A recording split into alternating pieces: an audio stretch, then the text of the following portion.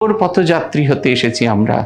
অন্ধকার জীবন আমাদের জন্য গৌরবের নয়, সেটা লজ্জার, ধিক্কারের।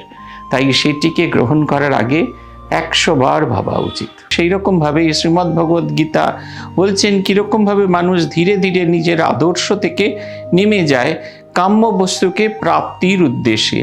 ধ্যায়ত বিষয়ান পুংসা, কোনো একটা জিনিসকে দেখার পরে সেই জিনিসটা সঙ্গস্তেষু উপজায়তে, তখন সেই জিনিসটাকে পাওয়ার ইচ্ছা আমাদের জাগে। সঙ্গাত সঞ্জায়তে কামো কামাত ক্রোধো বিজায়তে, আমার মনে হয় এই জিনিসটা আমার জন্যই তৈরি হয়েছে।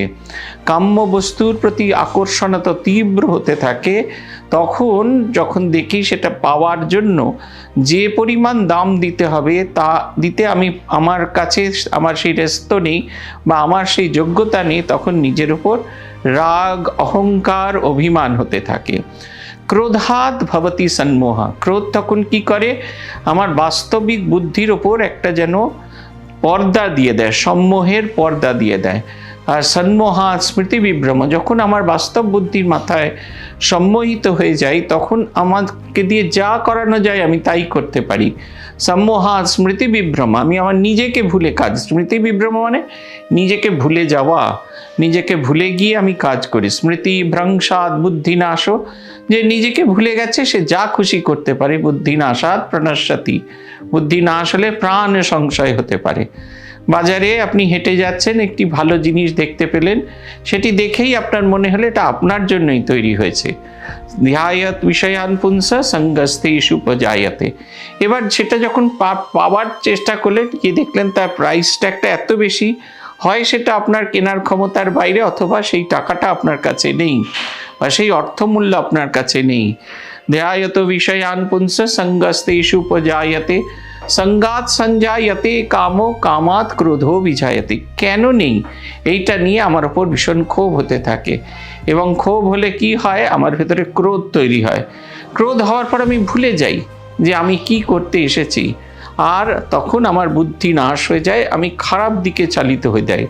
দেখবেন অনেক ভালো ভালো মানুষ, অনেক ভালো ভালো মানুষ, তারা জীবনে অত্যন্ত কৃতি, খুব লেখাপড়া শিখেছেন, খুব ছোট থেকে বড় হয়েছেন, নিজেকে বিকশিত করেছেন, তারা খারাপ জায়গাতে চলে গিয়েছে।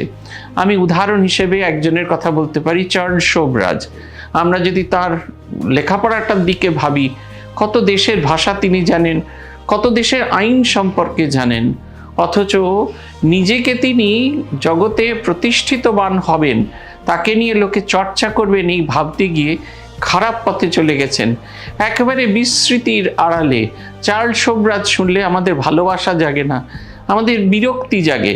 তার মেধার কথা আমরা ভাবতে ইচ্ছা করি না, তার বুদ্ধির কথা ভাবতে ইচ্ছা করেন। তার কারণ হচ্ছে তিনি একটি খারাপ জিনিসকে কেন্দ্র করে জীবনের অন্ধকার গলির মধ্যে চলে গেছেন। অথচ এই ভাবনাটা যদি উল্টো দিকে যেত, তার মেধা, তার বুদ্ধি সমস্ত কিছুকে তিনি ভালোভাবে করতেন, আর জগৎ সভায় তিনি সম্মানিত হতেন। এ আমাদের কাছে উদাহরণ। আমরা নিজেকে নামিয়ে দেওয়ার আগে একবার যেন ভাবি, আমাদের ভাবনা চিন্তা যেন হয় যে এটি আমাকে নামিয়ে নিয়ে যাবে না তো, আমার যে মূল স্রোত, মূল স্ট্যান্ডার্ড, তার থেকে নামিয়ে নিয়ে যাবে না তো। জীবনে নামবার আগে ভাবা উচিত, নেমে গেলে আর ভাবা যায় না, কারণ তখন শুধু নেমে যাওয়া, নেমে যাওয়া, নেমে যাওয়া। শঙ্করাচার্য, আদিগুরু শঙ্করাচার্য তার বিবেক চূড়ামণিতে কেন্দুগোলকের গল্প বলছেন। একটা কাপড়ের বল, কাপড়ের বল প্রথম সিঁড়িতে পড়েছে আমরা ধরে নিতে পারি, দ্বিতীয় সিঁড়িতে পড়েছে আমরা ধরে নিতে পারি, তৃতীয় সিঁড়িতেও ধরে নিতে পারি, কিন্তু চতুর্থ সিঁড়িতে আর ধরতে পারি না। সে খালি নামতেই থাকে, নামতেই থাকে। তাই যতক্ষণ হাতের ভেতরে বল আছে তাকে ধরে রাখার চেষ্টা করি, নেমে যাওয়ার আগে যেন সতর্ক হই, কারণ নেমে যাওয়ার পরে আর কিছু থাকে না, শুধু অন্ধকার, শুধু অন্ধকার, শুধু অন্ধকার। আলোর পথযাত্রী হতে এসেছি আমরা। অন্ধকার জীবন আমাদের জন্য গৌরবের নয়, সেটা লজ্জার, ধিক্কারের। তাই সেটিকে গ্রহণ করার আগে 100 বার ভাবা উচিত।